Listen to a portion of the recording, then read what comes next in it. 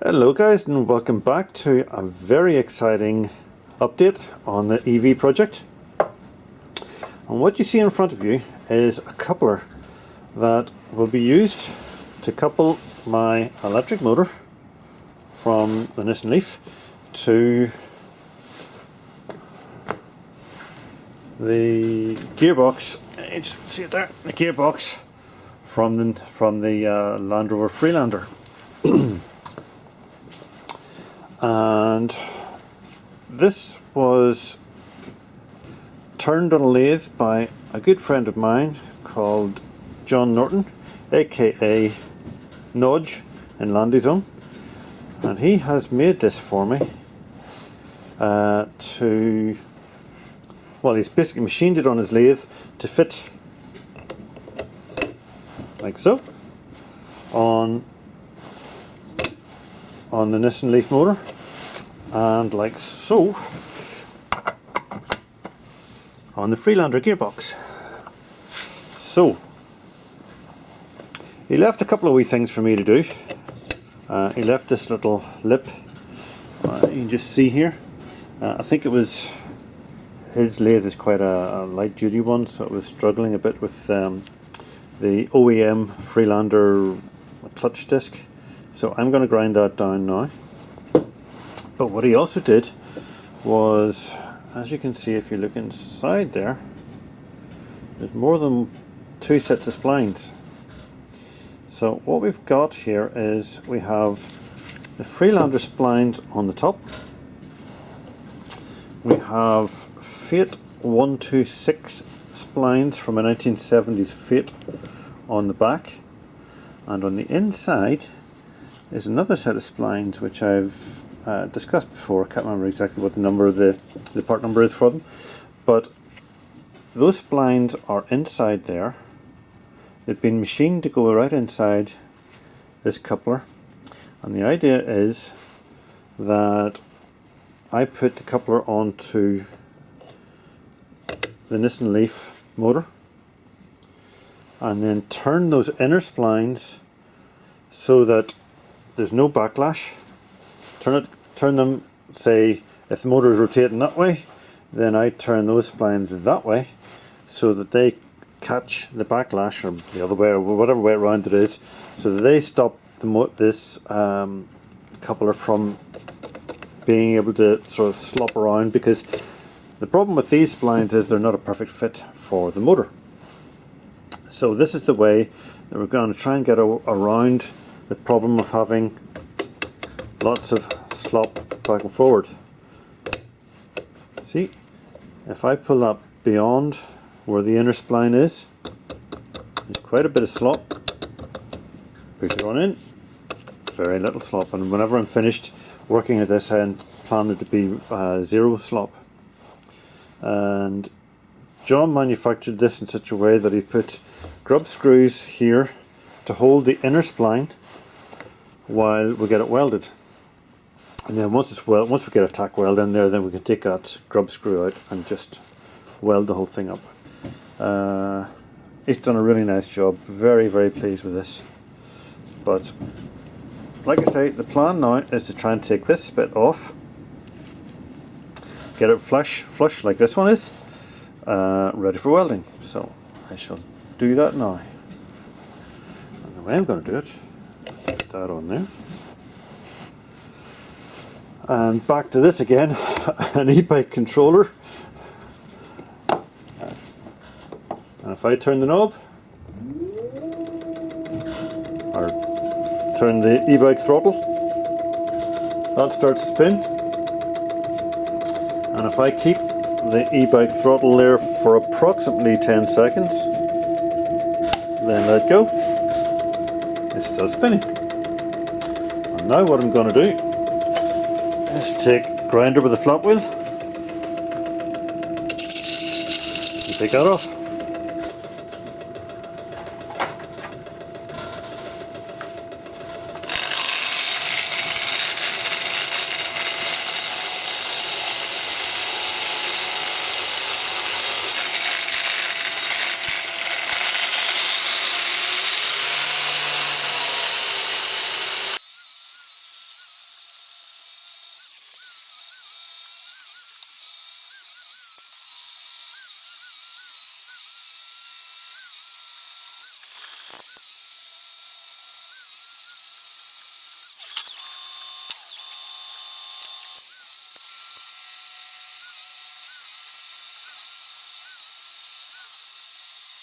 So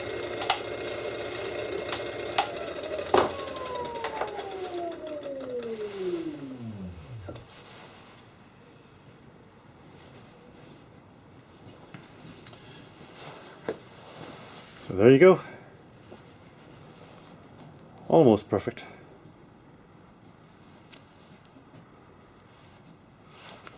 But one thing's for sure, John wasn't joking when he said that was hard. Jeepers. A little bit of a bevel on it, but that doesn't really matter. You can sort of see.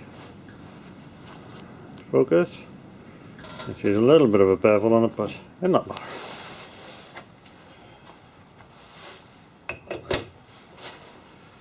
So that's ready now for welding. And I think what I'm going to do is I'm going to weld this bit first. Hopefully that's focusing. I'm going to weld this end first, the Freelander end. Put a couple of tack welds on that.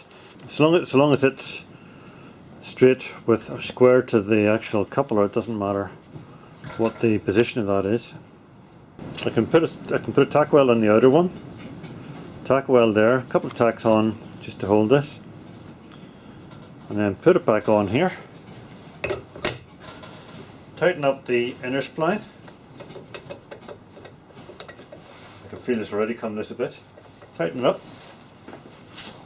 Make sure there's no slack on it, and put some weld in the hole, and then that'll be the inner one, and this and this one will be tight to this, and that will go onto the Freelander. So there we go. That's how we're going to make this coupler. Right guys, well, as you can see, I'll bring this up here, we have completed the welding. Yeah, it's pretty ugly welding, but in my defense, I was having to be very, very careful not to overheat the splines, because if they got overheated then they would soften. You'd have to go through the process of trying to harden them again, and I didn't want to get into that. So what I was doing was tack welding 1 or 2 welds, and then cooling the thing down with compressed air, and then basically just going around and trying to join up all the welds. So it's always going to result in a mess, as you can see, and I've kind of ground it back. I wasn't getting too fussed about it, but so hopefully that should be okay, should be strong enough. So what I'm going to do now is to try and figure out where to put the inner spline. Now the inner spline is there to prevent the wobble that you get with, because this spline is from a 1970s Fiat. It's not really designed to go onto the motor, so I need to have some way of preventing that from having too much slop, and the way to do that is with the inner spline. So what I'm trying to do at the moment is figure out a way to line this up, work out what direction the motor is spinning so that I know what direction to push that against, and then turn the inner spline so that it's holding the other way, and then tighten up these grub screws that my good friend John put into this for me. So that's what we're trying to do. Let's see if I put my right. So what I've done is I have, can't really see it very well, in that I've used a punch just to mark the inner spline so that I can actually grip it and push it left and right. So now I'm going to try and fit it on here. Now this, get it on. The motor needs to be turning clockwise, or looking at it from the front, counterclockwise, in order to turn the gearbox clockwise, which is what I needed to go to drive the car forwards. So what I want to do is, I need to loosen it off a wee bit.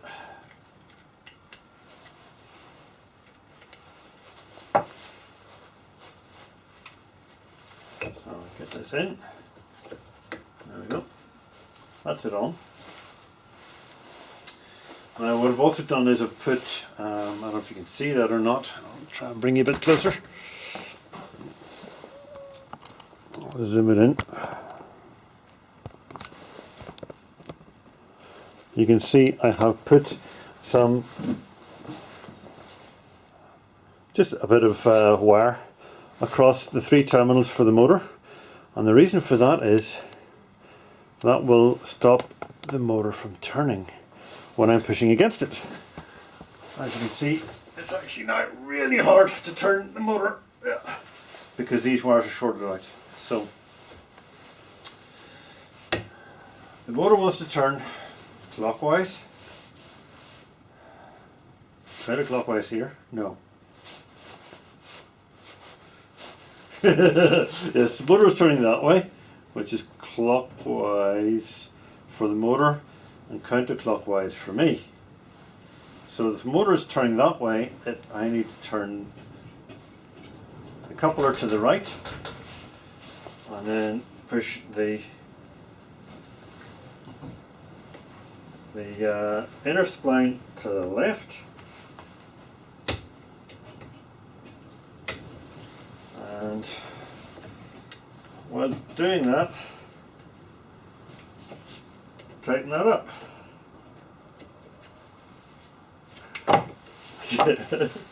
Did that work? No, not really. Right. We'll try hit and miss. Right guys, well unfortunately in the middle of all that the camera decided to stop, probably because I let the SD card get full, but anyway, hopefully you can see if that focuses. We've managed to get one of the holes filled, so I'm going to turn it over and do the other one now. I'm just going to do it on the bench here, so hopefully you'll be able to see it.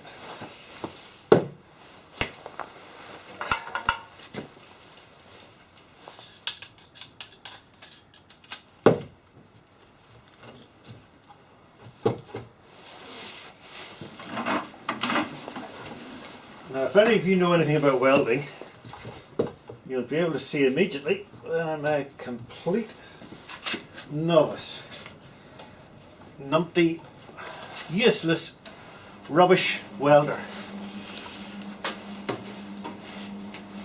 No good at all. But I can make bits of metal stick together, mostly, which should hopefully be good enough for this. Just check and see what you can see. Hopefully you'll be able to see this.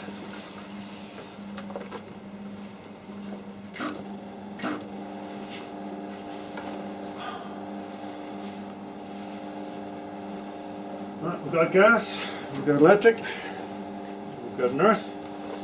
Let's give it a go.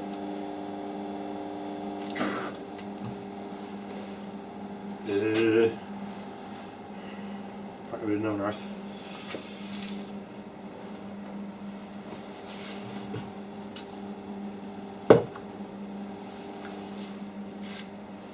Any covers, we can cut off that extra.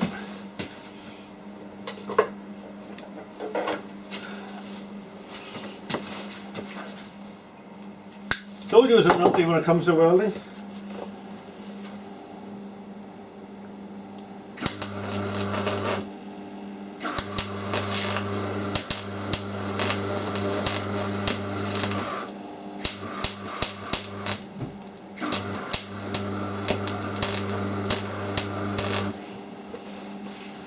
Alright, that should be enough to keep that going.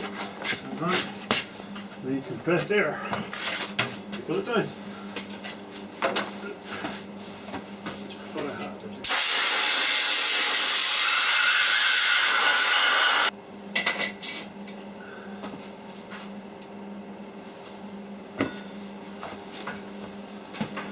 too bad now. And as you can see, well, the hole is filled, sort of. Oh well. Told you it was a rubbish welder. So now what I'm going to do is take out the grub screws and do the others, do them as well. No need for them to be there now.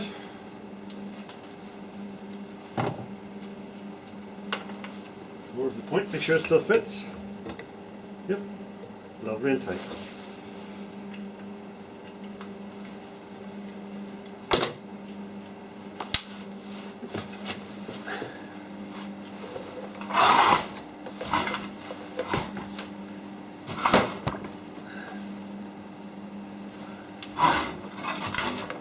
Typical.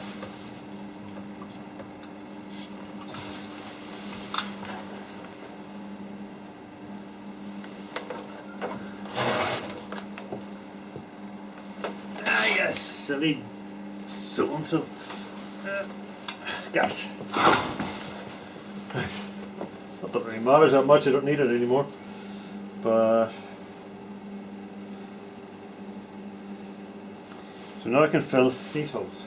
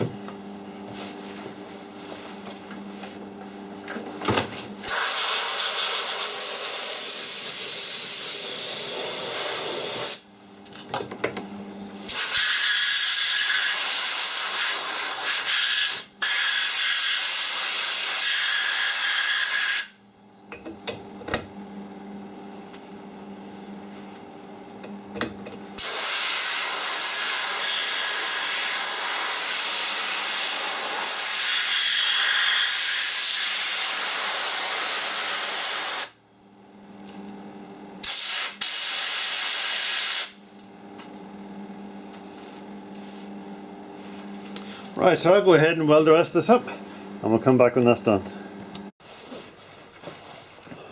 Well, as you can see guys, I'll not be winning any welding competitions. I've finished welding the holes and ground them back.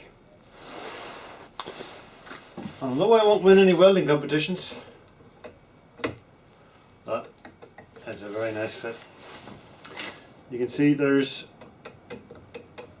with the inner spline not engaged, and as soon as you can see it's actually catching the inner spline and turning the whole thing so that once it is engaged, we're as tight as a drum. Hardly any slop there at all. So, next step is to get this beastie onto the gearbox and get the whole thing lined up. So I shall get it lifted down there using my crane here, and I'll bring it back when that's done.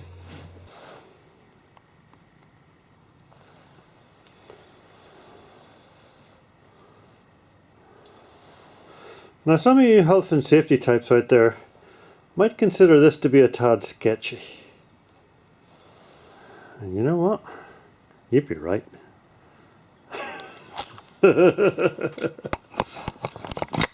I'll clunk you back on here. And if there's fun to be had, you'll be seeing it.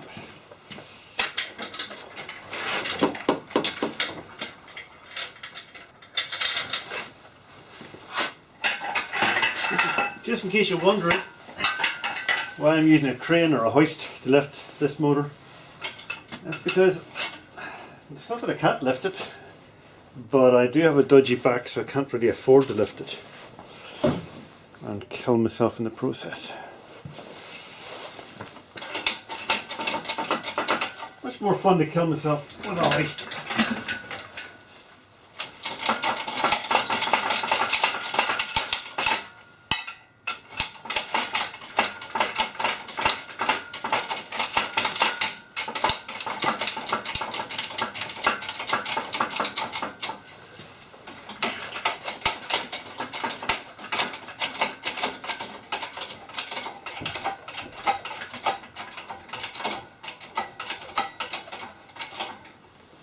we go.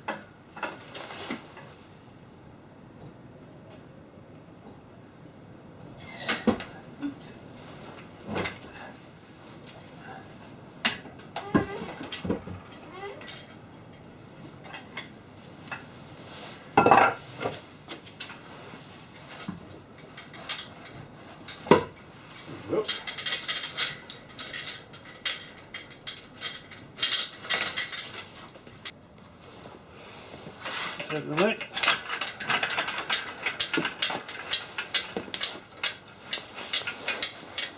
Right. Sort of in the right place, but it needs to be turned right.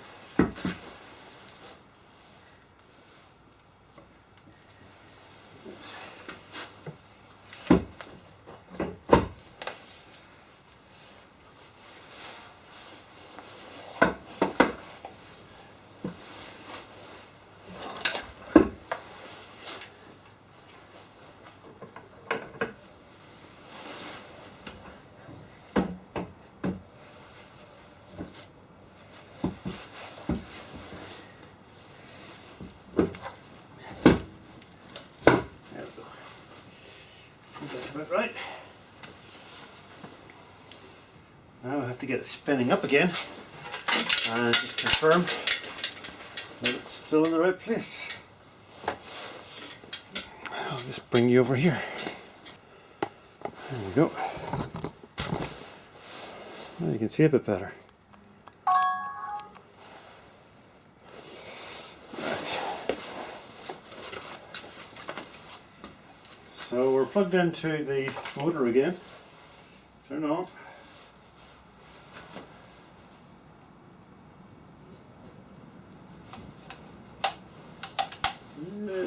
Something's not happening.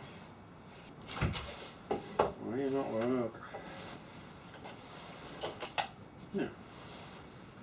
Turn off. Done.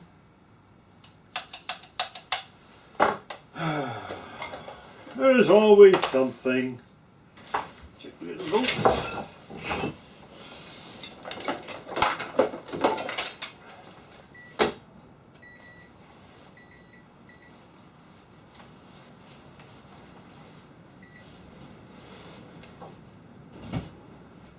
Volts.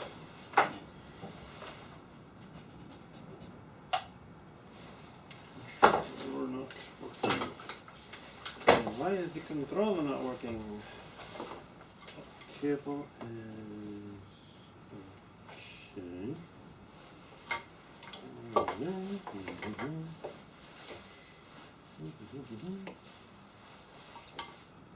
I'll plug them off. Maybe. Ah, not plugged in. Yeah.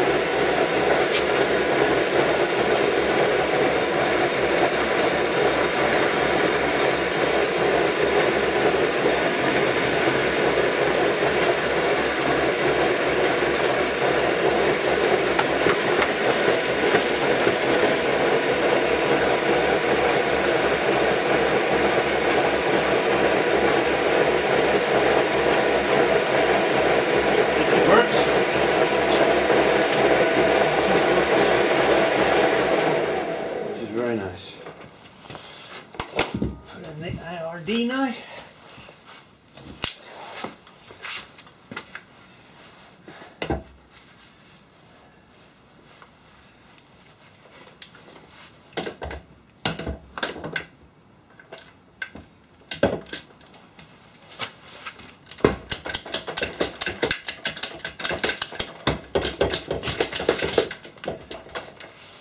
Yep, we're in.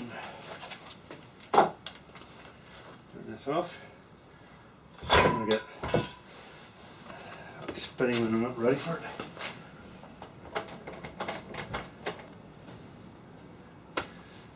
Okay, get this to the correct position.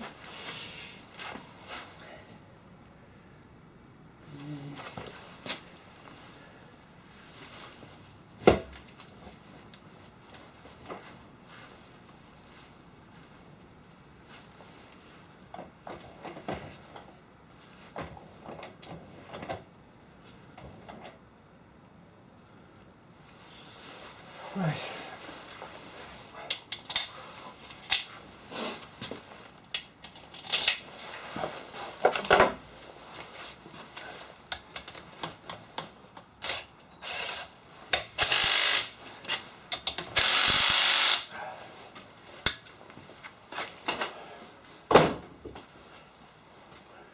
Right, so that's the IRD now in its correct position. The motor is pretty much where I want it to be. So, turn this on, I'll spin it up again.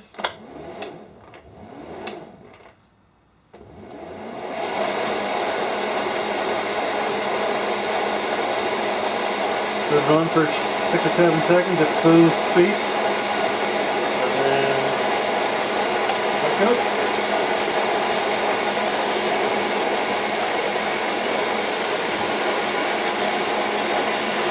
By pushing one way or the other, I can induce a bit of vibration. But there's virtually none.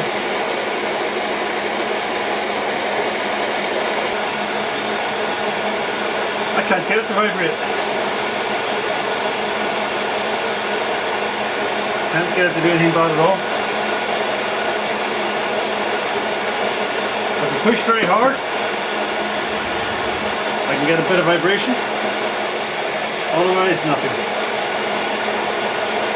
It's just happy.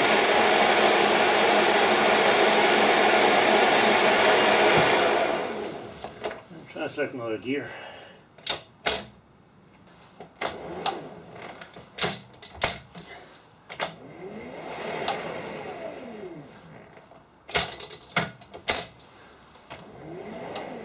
First, second,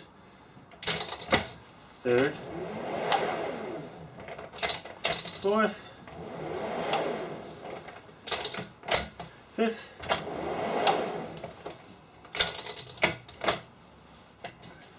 reverse. Hey, reverse. Right, so that's fifth.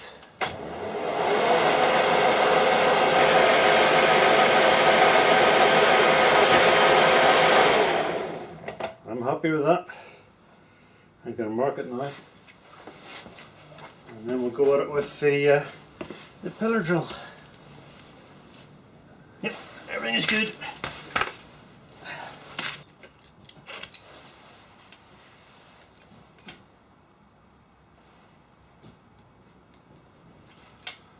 Bigger.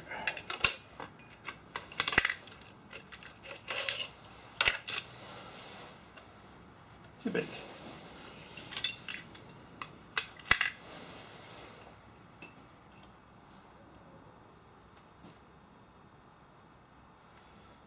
That's about right.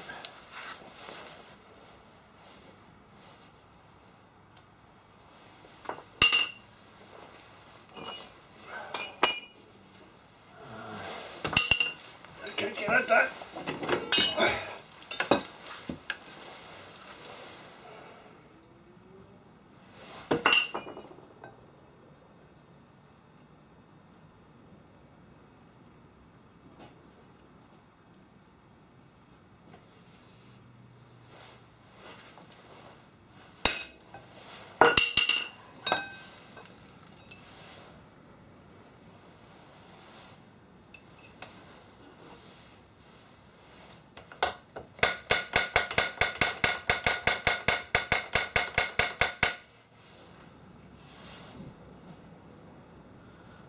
That'll do.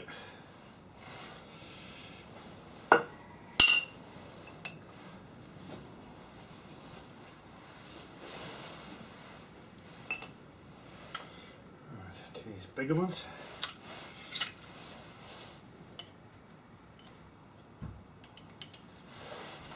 Bigger than that.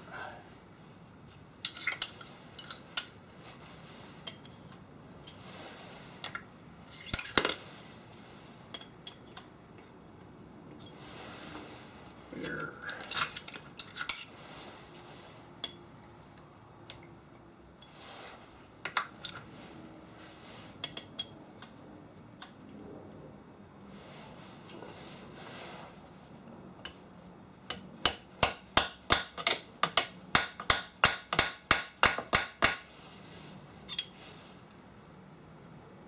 Do.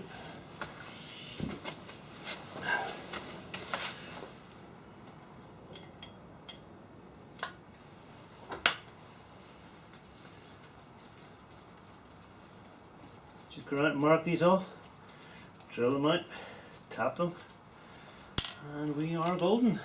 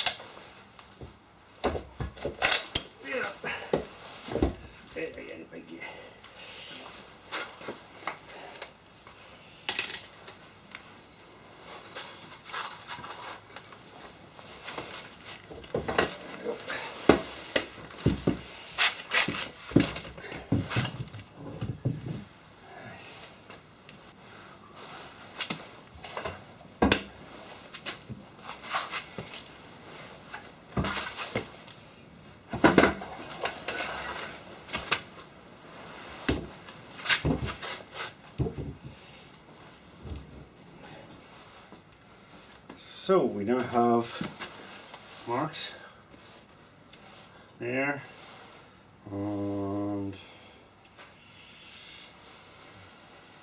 somewhere about here.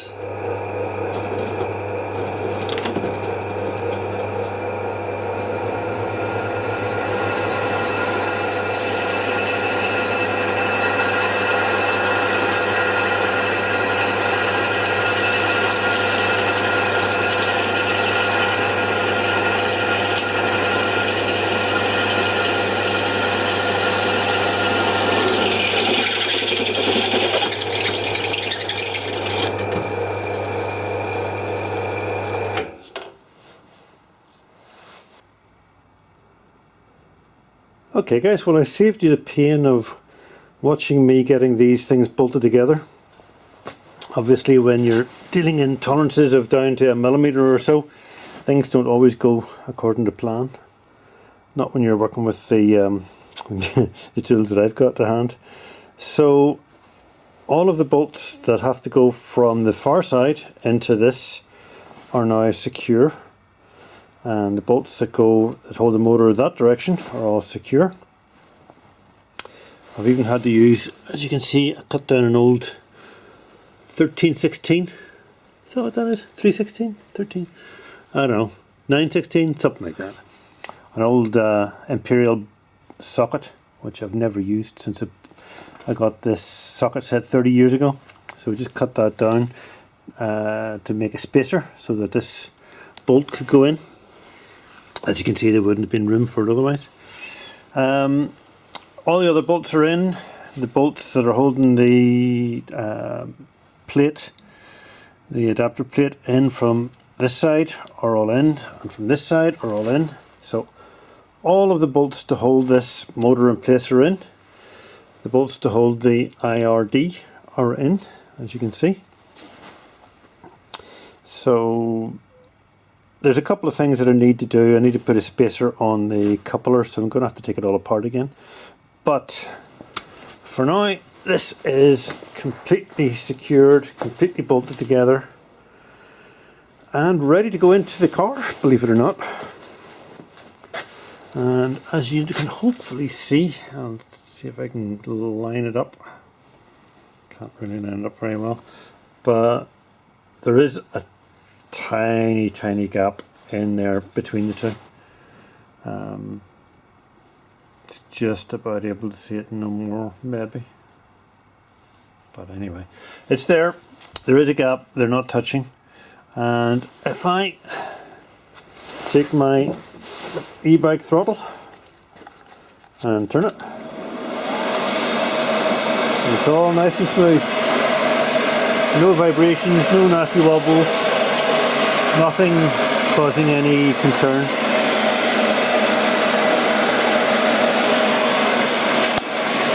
Set that down. I put my hand on it.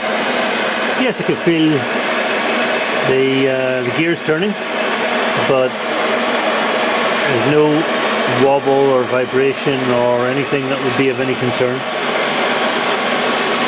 So it seems to be good. Just knock that off. Yeah, it seems to be okay. So I guess the next stage is get the coupler finished. There's a wee spacer I need to put on the coupler so that it doesn't rub on the there was like a cone on the inside of the gearbox, and the coupler is currently sitting on that cone, so I need to get a spacer to keep that away from it. I could just put some weld on it on the splines, but I'd rather not do that for various reasons. One, my welding is terrible and it'll probably all go wrong, and two, welding to the splines could soften the splines, so I'll try and avoid that. So as soon as I get that spacer for the coupler, get that in, that will be it complete. It'll be Loctite putting those bolts, and the whole thing will be into the car. We can then start to sort out some sort of a mount, engine mount for the motor. The way that the original motor, the original engine was mounted in the car, it hung from a bracket here. So the whole engine was hanging from a bracket here and was stopped from going forwards and backwards by a bracket there. And the gearbox hangs from this bracket, so the gearbox obviously can still hang from that. So this side of the engine bay, dead simple, just bolted to the old gearbox mount. This side we'll have to fabricate some kind of a mount for it. So that's the plan. I have the pump for the brakes. Oops, is pretty well ready to be mounted. This just needs tidied up and painted, but then that can be mounted somewhere about there or wherever I have space. So that's the brake boost for the vacuum for the brakes, and hopefully we'll be able to use the motor that I've shown you before to get the power steering going. So once we've got brakes, power steering and drive, what else is there? Anyway, that's it for now. Thanks for watching. Bye for now.